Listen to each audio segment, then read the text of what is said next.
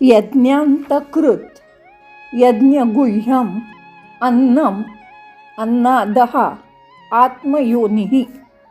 विष्णूंचं 981 नाव आहे यज्ञांतकृत. यज्ञस्य अंतम म्हणजे यज्ञाच्या शेवटी त्याची फलप्राप्तीं कुर्वम इति. त्याची फलप्राप्ती बहाल करतो किंवा देतो, त्या यज्ञाचं फळ जो देतो तो यज्ञांतकृत. यज्ञाची सांगता करणारा. जेव्हा यज्ञांमध्ये पूर्ण आहुती देऊन परमेश्वराला श्रद्धेने आणि इमानदारीने आवाहन केलं जातं, तेव्हा नारायणाचा पारलौकिक अनुभव येऊ शकतो. सर्व दिव्यतेमध्ये वैभवामध्ये जो प्रकट होतो, निस्वार्थ समर्पित अशा यज्ञांचं चांगलं जो फळ देतो असा जो तो यज्ञांतकृत. ओम यज्ञकृते नमः. 982 यज्ञगुह्यम.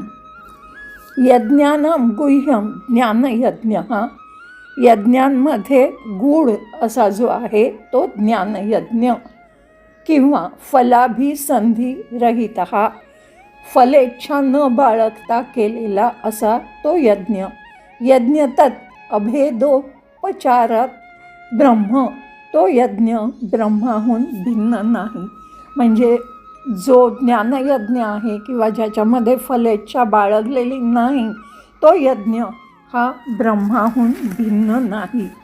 सर्व यज्ञांमध्ये जाणवणारे सर्वात गहन गूढ असा सत्य जो आहे तो यज्ञगुह्यम.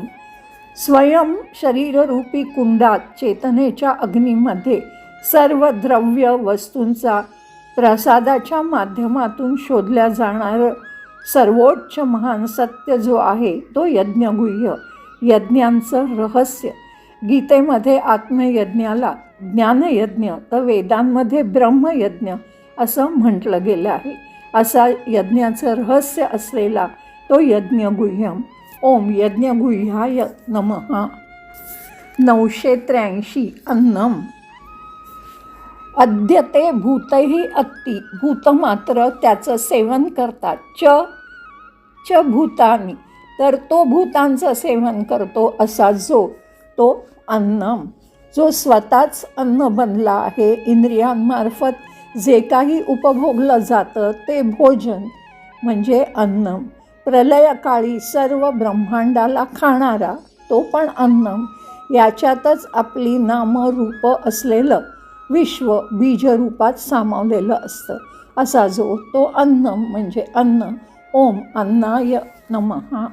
984 अन्नादः. अन्नम अत्ति इति. अन्नाचं सेवन करतो किंवा खातो तो अन्नादः. किंवा सर्वं जगत अन्नादिरूपेण भोक्तृ भोग्यात्मकम इति. म्हणजे पूर्ण विश्व अन्नाच्या रूपात हे अनुभवणारा किंवा जाणणारा किंवा तोच जो आहे असा जो तो अन्नादः. एवच हा शब्द सगळं काही त्याच्यामध्येच सामावलेलं आहे. म्हणजे अन्नही तोच, अन्नाचा अनुभव घेणाराही तोच, अन्न देणाराही तोच, असं सर्व काही ज्याच्यामध्ये सामावलेलं आहे असा जो तो अन्नादः. अन्न भक्षण करणारा हा.